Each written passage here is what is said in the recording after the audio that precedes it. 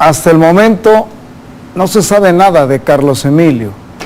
11 días desde el pasado 5 de octubre que desapareció de la terraza Valentinos. Hoy, una vez más, hemos escuchado a la burocracia hablar, expresar. Hemos escuchado a quienes forman parte del gobierno de Sinaloa expresar que están en la búsqueda, que están tomando el caso, que no es nada más Carlos Emilio el desaparecido. Los pretextos de los burócratas, de los que están atrás del escritorio, de quienes no tienen la sensibilidad de saber qué se siente, los que no tienen la sensibilidad de apreciar a la mamá, al papá, a la familia de Carlos Emilio, cuando expresan que lo único que quieren es que esté en casa, que regrese, que Carlos Emilio pueda contar esto como una anécdota en su vida, un mal rato, algo que probablemente le ocasionó o le va a ocasionar un tema, un daño en su autoestima y en su vida cotidiana, pero que va a estar con vida. Brenda, su mamá, lo único que quiere es eso, que regrese Carlos Emilio, que se lo regresen los malos, como lo ha dicho. Hoy, en el 11º día, hubo declaraciones otra vez de la burocracia sinaloense, del gobernador de Sinaloa, de ese impresentable gobernador cuatroteísta, Rubén Rocha, ese hombre al que pues le llaman de Palacio Nacional, acude, se toma la foto y se regresa, pero que parece inamovible del cargo, pese a todo el desorden que tiene, pese a el infierno que vive Sinaloa. Rocha Moya, el cuatroteísta, el López Obradorista, el orgullosamente López Obradorista, sigue manteniéndose en el cargo. Hay miles de muertos ya durante todo lo que ha sido una guerra entre el cártel de Sinaloa por la abducción que se dio del Mayo Zambada por parte de uno de los hijos de Joaquín Guzmán Loera. Ya se cumplió un año de esa abducción, de ese secuestro que López Obrador nunca se enteró, ni el gobierno mexicano se enteraron de cómo salió del territorio mexicano en un avión sin ningún problema y llegó a los Estados Unidos, lo que generó la guerra que Sinaloa mantiene en estos momentos en el cártel predominante en aquella región, que es el cártel de Sinaloa. Mientras tanto, los desaparecidos pareciera que forman parte de la estadística del gobierno de Rocha Moya. Mientras tanto, sigue existiendo esa apatía de un gobierno que lo único que pretende es sostenerse y aferrarse al poder, pese al mal manejo que han tenido en el tema de la seguridad. 11 días, Carlos Emilio no aparece. 11 días, la ficha de búsqueda emitida por la Fiscalía General del Estado de Durango continúa en las redes, continúa en los medios de comunicación. 11 días de un desdén de parte de la autoridad sinaloense. Ven a Carlos Emilio como un número más, ven este hecho como algo que sucedió y que finalmente no tiene para ellos ninguna trascendencia. 11 días de llorar de una madre que lo único que pide es que le regresen a su hijo. El próximo fin de semana habrá una marcha en Mazatlán, una marcha más que se ha convocado para que todos los sinaloenses se percaten, digo, si es que no lo saben, de las desapariciones constantes en Mazatlán. No solo son 8 los desaparecidos duranguenses. Hay colectivos de madres buscadoras que hablan de 80 personas desaparecidas, entre duranguenses y otro número más de mexicanos, pero los duranguenses que están desapareciendo en Mazatlán. Y todavía veo algunas publicaciones en donde, obvio, los empresarios ya manifestaron que hay una campaña negra en contra de ellos, y es que no es la campaña en contra de ellos, no es la campaña de desprestigio en contra de ellos, es una campaña que según ellos está afectando a la imagen de Mazatlán y de Sinaloa, una imagen deteriorada, no por culpa de hoteleros, de restauranteros o de propietarios de giros como el bar Terraza Jardín, Terraza Valentinos. No. Es la inacción de un gobierno como el de Rocha Moya, que ha permitido que crezca la inseguridad. El próximo sábado habrá una marcha donde se pide que se esclarezca la desaparición de Carlos Emilio. Padres de familia la han convocado para que estén ahí en Mazatlán. El punto de salida será precisamente del Acuario Mazatlán y llegar al lugar, a la Terraza Valentinos, donde desapareció Carlos Emilio.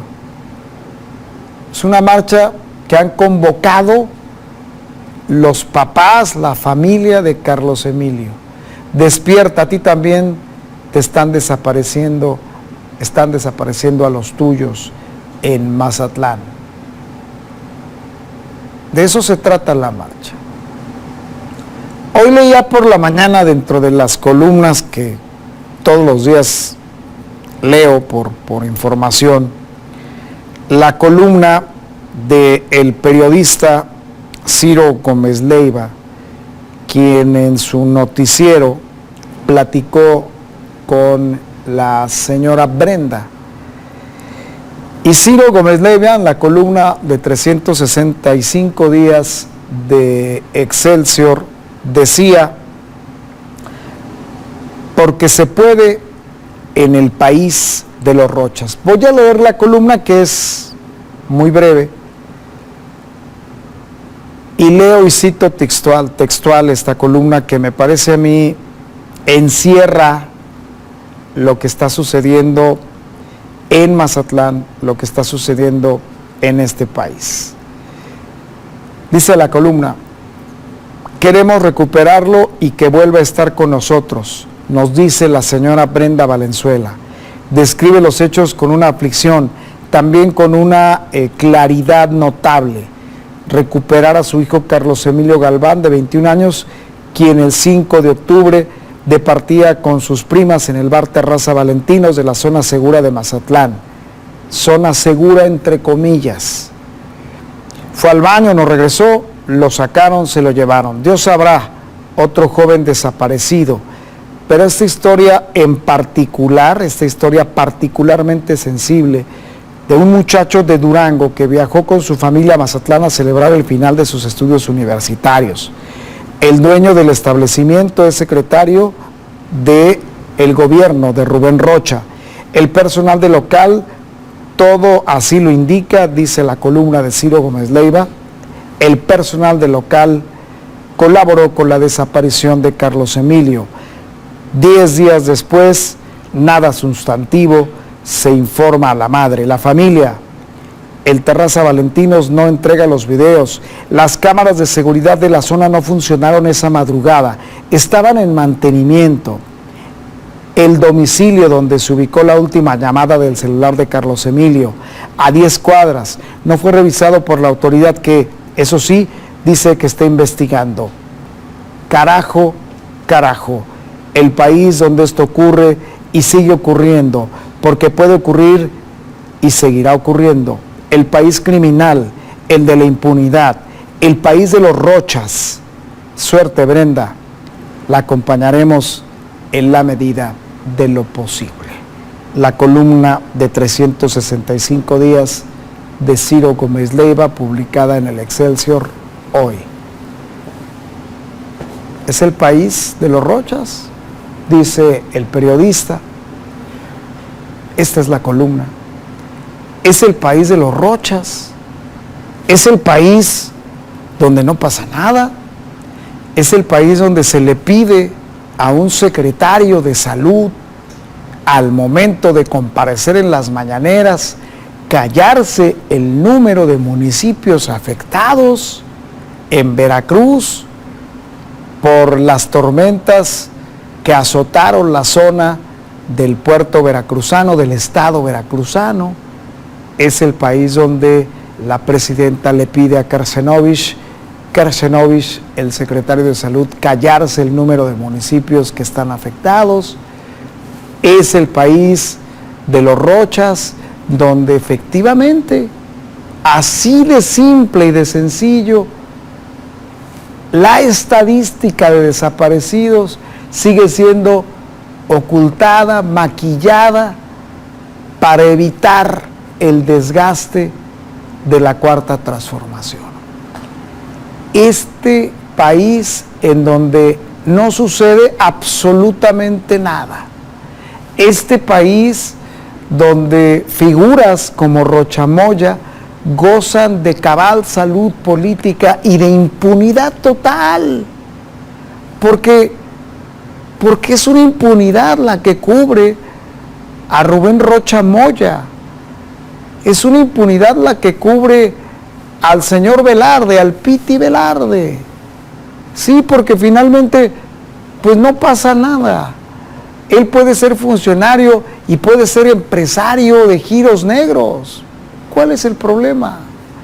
¿Dónde está el acto inmoral que en algún momento pueda ser señalado? No pasa nada, no pasa nada. Es el país del régimen de la Cuarta Transformación que lo único que busca es el bienestar de la población, el bienestar de los mexicanos. Es el país donde en la desgracia, en la desesperación por los fenómenos naturales, en el norte de Poza Rica, en Veracruz, llegan integrantes del crimen organizado a repartir despensas a nombre del cártel Jalisco Nueva Generación. Es el país donde la entrega de despensas, de insumos, traen los colores del partido oficial. El ejército repartiendo en bolsas de color guinda prácticamente los apoyos a la gente que perdió todo. Ese es el país en el que vivimos. Que queramos cerrar los ojos y decir, no es cierto, es la exageración mediática. No. Es el país donde las madres buscadoras son desdeñadas por los políticos encumbrados de la Cuarta Transformación. Y no sucede nada. No sucede absolutamente nada. Ese es nuestro país en la actualidad. Así está. ¿Y qué nos queda? Hacer una manifestación para la búsqueda de un joven que tiene 11 días desaparecido. Hacer una crítica que es tomada como una especie de infamia cuando se tocan estos temas tan sensibles. Es el país de los políticos del régimen de la Cuarta Transformación que se enriquecen durante la administración o durante el inicio hasta el final del López Obradorato y no sucede nada. Es el país donde un senador de la República de nombre Adán Augusto López Hernández puede criticar, denostar, pero además advertir que si le tocan a su hermano del alma López Obrador, habrá consecuencias en contra de la presidenta de México. No pasa nada en México. Es solo lo que lamentablemente nos ha tocado vivir. Desaparecidos, desgracia tras desgracia, inundaciones, reacción tardía y luego medrar con la necesidad, medrar como lo hizo mucho tiempo el partido hegemónico del Priato, medrar con los más pobres para luego decirles te ayudamos, te entregamos una despensa en bolsas guindas para que recuerdes que Morena está contigo en la desgracia. Y lo recuerdes en el 27, que habrá elecciones, que habrá de reformarse la Cámara de Diputados federal. Ese es México en la actualidad. Y yo quisiera que alguien lo refutara y me dijera que no. Digo, con argumentos, no los personajes que ya están o que ya estamos acostumbrados a leer en las redes, que de inmediato activa Morena para denostar e insultar a quienes tenemos pues la suficiente testosterona de descubrir y de poner en el escenario lo que está pasando en México. Así nos está tocando vivir. Decía Ciro Gómez Leiva en su columna de hoy, el país de los Rochas. Yo le agregaría el país de los Adán Augusto, el país de los Noroña, el país de los cínicos, el país de quienes no tienen madre.